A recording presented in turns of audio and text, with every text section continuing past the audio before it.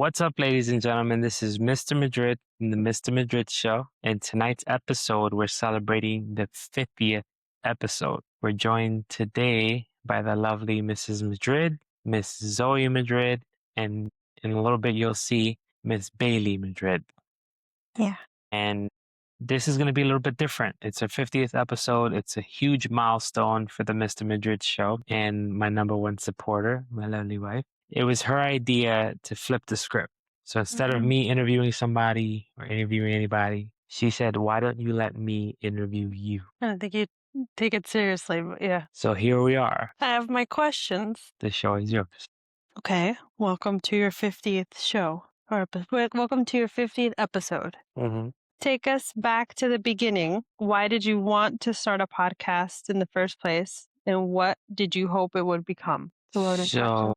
So the real reason that I did it is super dramatic, but I wanted to leave a piece of me on video for the kids to be able to watch. So because I deal with arthritis and I deal with lupus, I've always been scared that I'm gonna die before they're able to reach adulthood and I can see them grow old and all that stuff. So you just wanted I wanted to record as many episodes as possible and bring on guests or us do our thing together or me by myself talking and giving off like gems or my experiences or stories. And now like the podcast has transitioned over to more of like a storytelling podcast where I bring guests on that tell us like walk us through their journey through the questions that I asked them. So the main focus was to give something to the kids so they could always come back and like see their dad and how I interact, and the things that I say, the things I believe, the gems that I drop, the gems that others drop on the show to see our interactions. I think it would be super dope that if I don't get to be a certain age or even when we're no longer here, period, that they can watch these episodes. Mainly it was that, and then to give value to the viewers and the listeners, some type of value, something that they could walk away with. What was the second part? And what did you hope it would become? I guess you answered that kind of, which was Ultimately, like I would love to make a living off of this. I wasn't expecting this to become anything more than just a podcast. like vlogs from here and there, all of a sudden Vlogs. to podcast. I wish it would grow more, but I feel like that's all with time. Mm-hmm. Like I'd rather have a slow and steady growth spurts, than just go from 0 to 100. And then I feel like as I grow little by little, I'm getting better and better at this. Yeah. Yeah, I could do that. Now that you're sitting here recording episode 50, how does it compare to what you pictured when you recorded the first episode? Oof. Episode number 1 and 2. Yours is supposed to be the very first one. It is number 1. But the one that I recorded originally first was with my friend Kelvin, the poet. That was like 2.5 hours. I was just going all over the place and I didn't even realize it was 2.5 hours long. Mm-hmm. But to be now in episode 50, all the different applications, technology, microphones, lighting, all the things that I've learned on the route from then till now to like, I was running the podcast from our garage. Now I have my own office / studio. So it's like it's slowly but surely growing into a bigger and better thing. And I'm really happy where it's at now. I think it's grown, which Yeah. is good. Yeah. I've had some awesome guests on the show. Like I really look back and I'm like, Jim, who's a pilot. I had whatchamacallit, Chadwick, who's a lawyer from Sacramento. Oop. Yeah. I had James McLeod, who's the vitiligo guy. And what it's done for me is I've been in sales all my life and I'm applying the same skills that I've learned from being in sales and cold calling and reaching out to people to get them to buy. And now I'm like networking and getting them to come on my podcast. So it's cool to see like how the things I've learned throughout my life, I'm applying to this craft, which I genuinely love doing. And it's working. Like I'm connecting with people. Yeah. That's good. Was there ever a point somewhere between episodes 1 and 50 where you seriously thought about stopping? And what kept you going? It's funny. It was episode 48. I know, it was like a week ago. It was like 2 weeks ago where I was like, because honestly, like anybody else, you want to get big, you want to get known, you want to make money, you want to do all these things. And like I look at the views and like some of my YouTube views have 60 views, 70 views. There's one of them that was one of my favorite, which I did in Spanish, so I get it, has 8 views. And that episode was so powerful. It was my barber talking about his journey coming from Venezuela and all the things that he faced on the way from Venezuela to the United States, and just really questioning myself as to like, should I continue doing this? Like, what am I doing this Mm. for if I'm not getting views, followers, and so on? So I got in my head big time, and I had to climb out of that by just reassuring myself that this wasn't my idea. This was given to me by God, and there's a reason that He wants me to do it. So I just Yeah. have to stay faithful to that path. And that's what kept you going Yeah, a week ago. a week or two ago. Mm-hmm. It was that, and like, you guys are watching. Like I've also invested so much money into this In time. and time, and I do, and aside from like just YouTube, like the clips, some clips really hit with people, and like that validation, it is validation when somebody says like, "Oh, I saw that clip that you posted about XYZ." That means the world to me, and I think somebody had reached out to me within those 2 or 3 days that I was going through it, and I was like, "Yo, that podcast that you put, that really touched me. It really made an impact." And Mm-hmm. it's people that do that for me that really assure me that I'm on the right path. I just haven't reached the final destination, whatever that will be, because it'll continuously evolve. But yeah, I had to shake that off. Mm-hmm. It's awesome too that you give me the space to feel that. Like you listen to me. And you just you don't do what I do to you in a sense. Because like Mm-hmm. when you tell me things, it's like I'm always Mr. Fix It. Like Yeah. I don't want you going through any type of heartache or heartbreak or any difficulties. I'm like, "Dude, this is how we fix it." And You're very sometimes, solution based. yeah, and I know sometimes that's not what you want. You just want me to listen, but I'm like, I don't want you to even break a sweat. I'm like, this is what we could do to fix it. Like, I just want you to listen. I don't need. So the fact that you just let me breathe it out, like, work through it was awesome because I went through the motions. Mhm. Then you came out. So Hmm. you did good. And you got to 50 because you would have given up. Yeah. What was that? Number three? Oh, yeah. People see the finished episode, but they don't see everything that goes into it. What does the behind the scenes process actually look like for Me losing my shit. you all the time? One thing and this would be a major shout out to Riverside, the platform that I shoot my podcast on. So a lot of people, when I have them on my show, usually a lot of them is virtual. They always ask to use Zoom, and I'm like, no, I use Riverside, which is a podcasting platform. That has made the whole process seamless for me. So what used to take me 3 or 4 hours to edit has come down to like 20, 30 minutes because it uses AI. Yeah. So talk about episode 1 to episode 50, the transition has been huge thanks to AI. But there's a lot of time and effort that goes behind that. A lot of late nights, sometimes early mornings, a lot of sacrifices, especially now, like going back to the workforce where I'm in the office editing during my lunch break. So I eat really fast. And in order to put clips together, I You have take to that knock that break out. and like I have to fit quality time with the wife in that. So like I'll call her for 10, 15 minutes, talk to her, see how our day is going. And then I go off into to fixing my clips. And I try to put out clips every day to promote that whatever episode I'm on. And sometimes I fall short because it's a lot.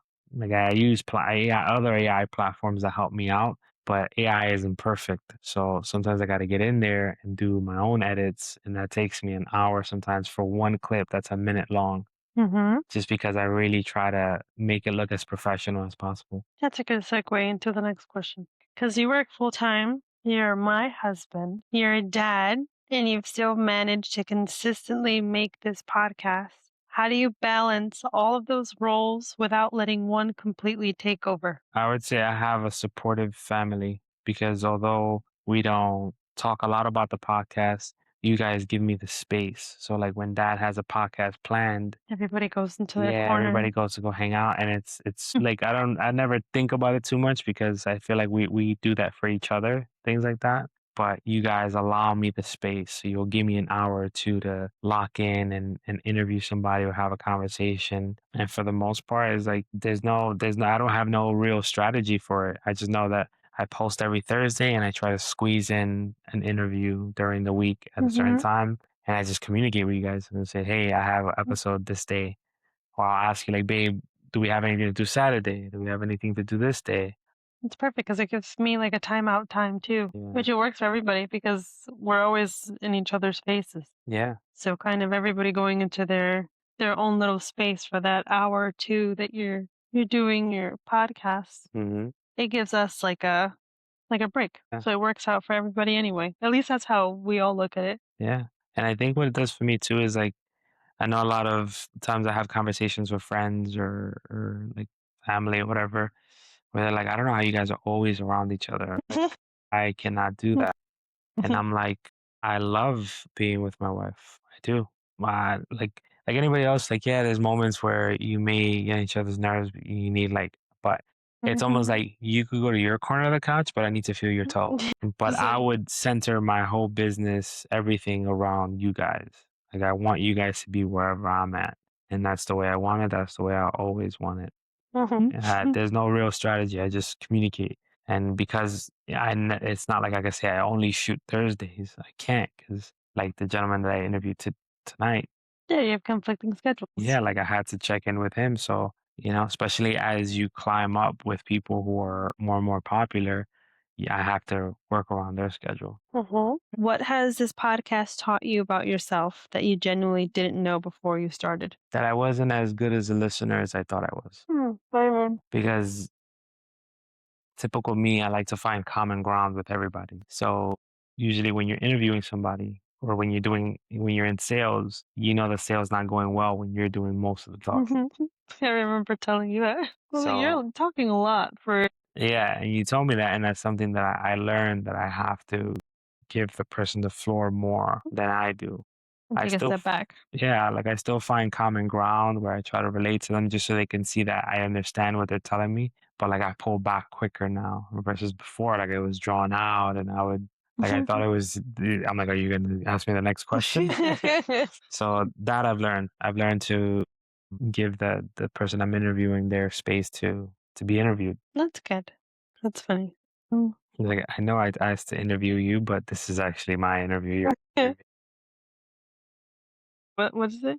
Enough about me. Now me. let's talk about me. Yeah. What episode, guest, conversation, or moment from these first 50 has stayed with you the most and why? I mean, I've had some, in my opinion, some good episodes. I can't pick just one because as it's gone along, it's gotten better for me at least. Enjoying the podcast episodes. Like these last couple of episodes have been really good. Like they stand out a lot to me because of How like far you've come, you think? how far I've come. But not only that, like I always tell you, like I feel like we don't have people in our circle that are really like getting after it, that are like to tell you their aspirations, and it's not like just wasting money. Like they're actually doing stuff with their money, whereas like they're Yeah. investing.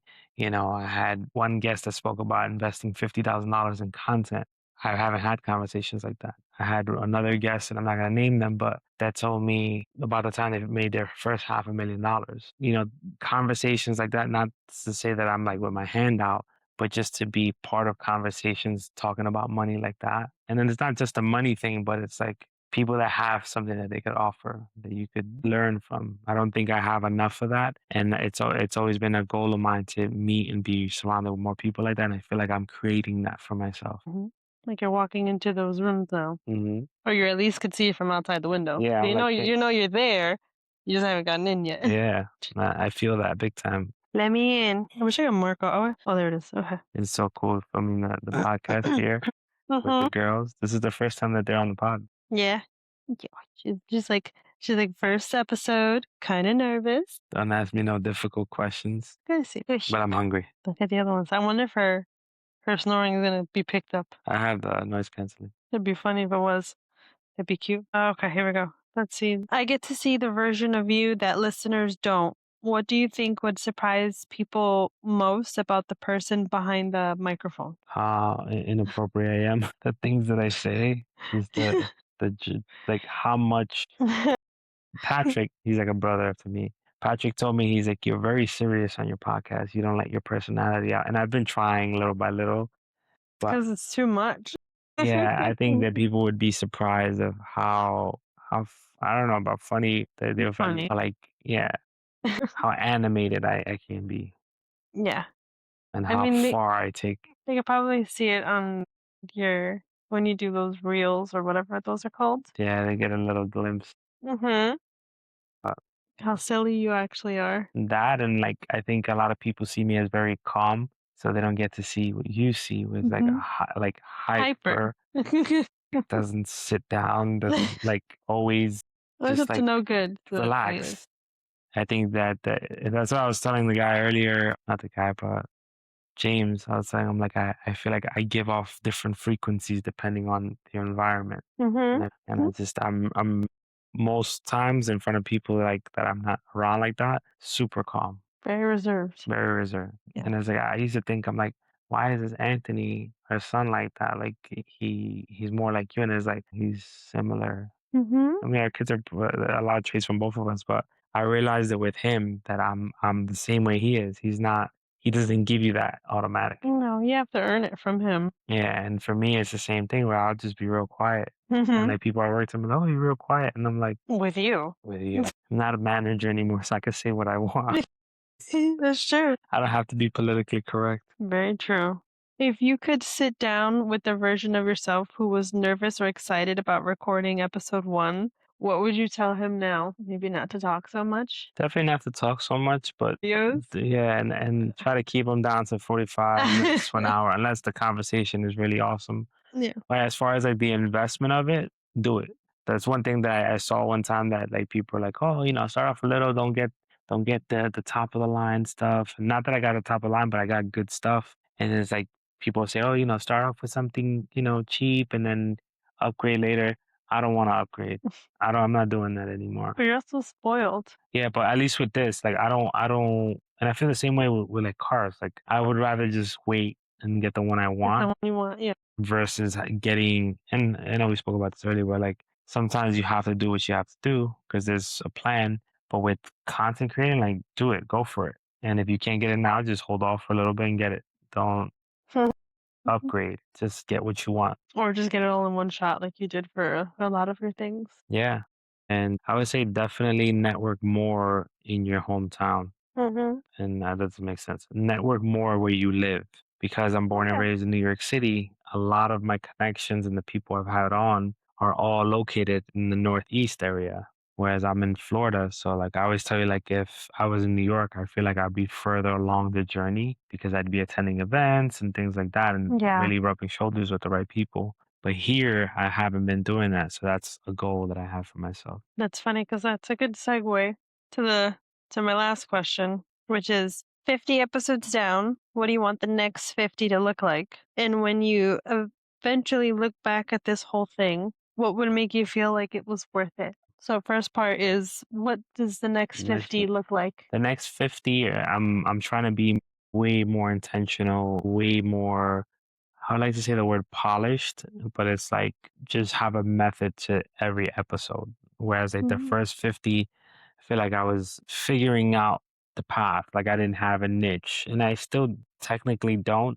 but now I can explain what my podcast is. Like I have guests on the show that I help them tell their story and I interview them. And through me asking them questions, we go from A through Z or wherever they're at in that journey. It could be A to L or A to M, whatever it is. We can take that journey together. And throughout them telling their story, I seek inspiration myself. Mhm. But I know if I'm inspired, that'll hopefully translate to the viewer. Which usually does because it shows the excitement when you're talking about something. Yeah, like the episode we just had now, like I got goosebumps like 3 or 4 times during the Mhm.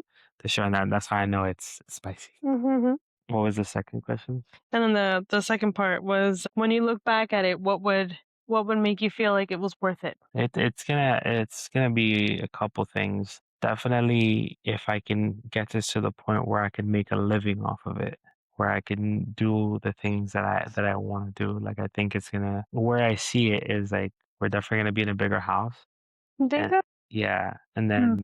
then our backyard will have a studio, like a pool house type of thing, but it'll Mhm. be my studio. Like I'll always be home. Like I don't wanna I'll travel and things like that, but like I wanna just be not your typical influencer, but I wanna influence people through my podcast. And until you leave something in there in the middle of the night, you're like, oh my god.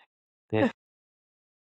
But yeah, it's just that, and to make a living, and for the kids to see that, for the Yeah. kids How to you see. started from down here, made your way up, and by yourself too, Yeah, that's because one you've thing. taught yourself all that stuff by watching videos and learning what equipment is best and what software is best. So it's not Yeah, like, you know, and talk about. I know we didn't say this part, but the behind the scenes people that things that people don't see is I don't really watch TV, like no, you don't. shows. Everything that I watch is about content, or I watch a ton of interviews. Once in a while, I get hooked on a show, but Mhm. very seldom. It's Like I, very it's rare. not The last one was the off. The Offer, and then before that was Stranger Things Yeah, but I don't. Like we'll watch movies together as a or family. Mobland.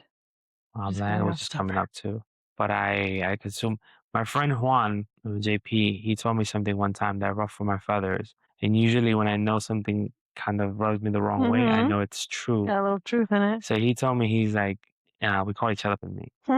There's no doubt in that. And I'm not saying this, I don't think I'm smarter than him, but he said this. And he's like, but the difference between me and you and why I know more than you is that I consume way more information than you do. He's like, when I'm on the train or I'm taking a flight or I'm going somewhere, I'm listening to a podcast, I'm listening to an audiobook, I'm consuming, I spend my late nights watching videos on different things that I want to talk about. He's like, you don't do that. And ever since then, I've been making a conscious effort. Like if I'm taking a shower, you'll hear Gary Vee on. Mm-hmm. You got On my way to work, I'm listening to other podcasts and just really consuming content at a high level because of that. in all ways. And I genuinely enjoy it. I enjoy the world that I'm in.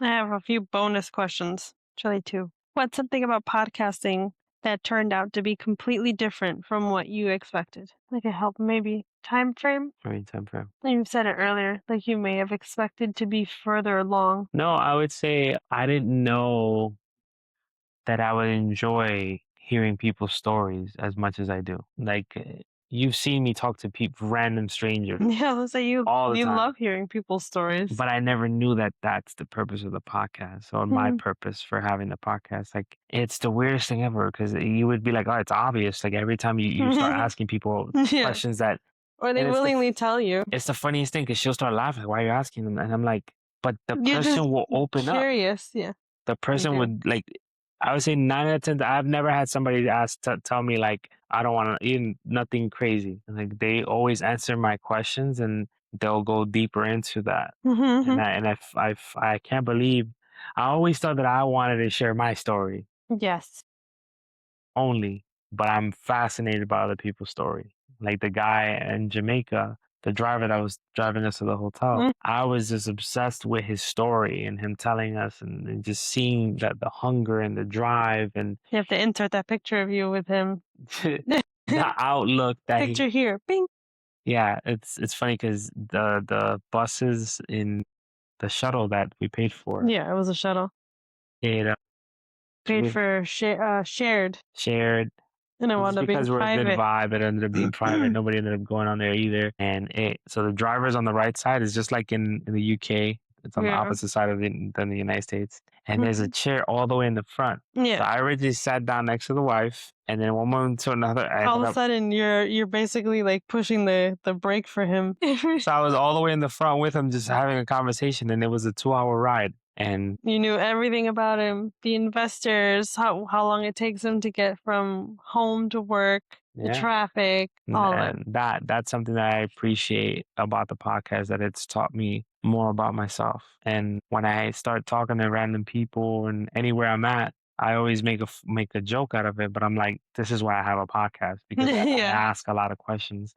And I think that's why I've been successful in a lot of sales jobs because the number one thing in sales is you have to ask good questions, Yes. Open-ended questions open-ended too. questions, and and then my humor attached to that and all that. But that, like, I'm surprised that just like I shared one time that I didn't know how funny you were until like There you go. 6 years ago, something wild like that. We've been together for 15 years, That's but she's hilarious. so nice. You neglected me this whole time. I didn't. I was just like, So you thought you were the only funny one? yeah, I did. Wow.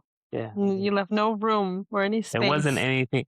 It was just because like when I would say things, like you would just carry the joke on. I'm like, okay, so But now I'm like, no, she has her own jokes and they're mean. They're mean jokes, They have dark humor. but they're good. Because They're good. you enjoy dark humor too. Another bonus question. What's a moment when you realize, wow, people are actually listening? When so it's been a few times. I was at a, a pool party at your brother's house, and our friend's brother-in-law said, "Yeah, I've been watching your podcast." He said, "You got some good stuff, man." Like, Mm-hmm. he's like, "It looks legit, looks professional. Felt a You look," little.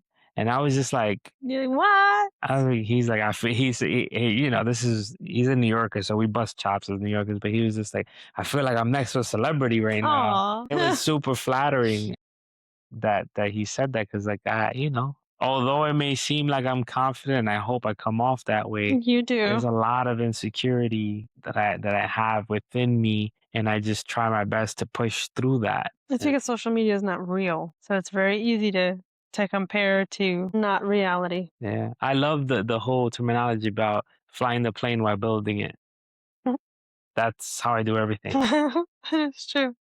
I shared earlier too. I was like a lot of the reason that I am the way I am today at 38 years old, we're the same age, is you catch that. I did catch it.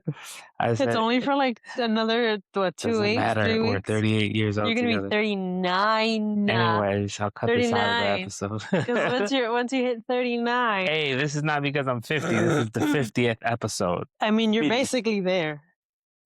You're basically there. Oh my God, when you buy this for real? No, we're not buying that. 5. Damn, I forgot what I was going to say. No. That's what you get for trying to be mean and talking about my age in a not nice way. Like you woke up, Bailey. That I was sharing that you're like, you're in love with DIYs. You love DIYs. Yeah. But she doesn't do them. I do. Well, I because have I'm the been doing it. visionary. Yeah, she's the visionary. But the fact that you believed that I can do things when it comes to DIYs has put a different type of like battery in my back, whereas like that's the way I treat everything now. Whereas like I don't know how to do it, but I think I can, and I go for it. My usual. What is it I say? Oh, babe, it's easy. Yes. She said it today. She's like, all you gotta do is cut off the All you gotta legs do and is you just cut off the fasten it, you legs put a and couple then nails and just drill screws, it again. and then that's it. You have a whole house. Yeah, so it won't take you long. If you stop talking, then you'll finish. But if you continue to, I'm like, I haven't even said a word yet. So stop talking. So then start. It's 20 minutes. But yeah, I shared that with somebody. I'm like, that has given me a lot of confidence. Mm-hmm. Because that's like where when people are like, I've had people ask me like, what gives you the confidence to get in front of the camera? The fact that I've been doing it since like COVID. Remember when I would do video after video, You were doing it thing before. even before. And then like I've been on stage when I used to pursue hip hop. Like it's just one something I'm gonna keep repeating is I don't want to wonder what if. Mhm. I do not want to deal with that. Which is awesome. I do not. I'd rather do it. I'd rather try and fail than fail to try and then always wonder what if. I hate that shit. I don't like it. And that's why I talk about the circles of having people around you. So like the person I interviewed today, talking about the things that he has yet to do and his plans. And So then he still has goals. he has goals. And the crazy thing is to hear is like basically if I can't get in through the front door, I'm gonna get in through the back door or the window. He's like, I'm gonna figure it out. And that inspired me because I'm like, damn, like this is what I'm talking about, like like-minded people. Because I feel, and I'm not throwing shots at anybody, but it's just even if it wasn't in Florida, like I had the same thing in New York, where you're around people that have limited beliefs and they try to put their failures on you. Yeah. Set. And I could be like that too, but I just think life is so much more beautiful when you go for it. Last one. I know what this podcast has required from you behind the scenes. What do you think pursuing something that's yours has done for you, not as a podcaster, but as a person? It's made me evolve from a person that would go after something, but question every step before he took it.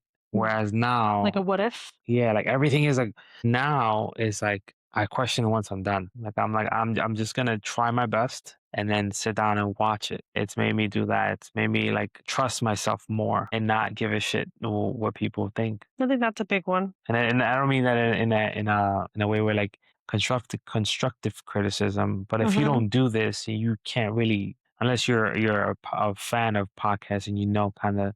But like, But even then, it's different when you're yeah, doing everything for somebody to kind of be very opinionated, yeah. but you're not doing it. As you could be opinionated as a viewer, but that's different. Hmm. And that's what I'll say. Like the journey has gotten more and more lonely. At one Mhm. point, I feel like I had a friend or two who was doing content creation, and I just felt like it was sucking energy out of me trying to like be that friend that pushes them to do. Yeah, So I pulled back from that. So now I don't really have any other people that do content creating like me, or this far at or this least. far.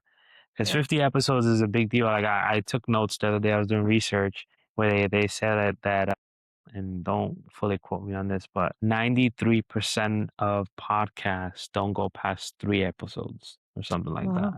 And that's Number insane. Yeah. And I'm part of the 5% that that that went as go far. beyond. Yeah. Wow. That go beyond. So it's huge. But the only thing is, I have 50 episodes. I don't have the views that I would want.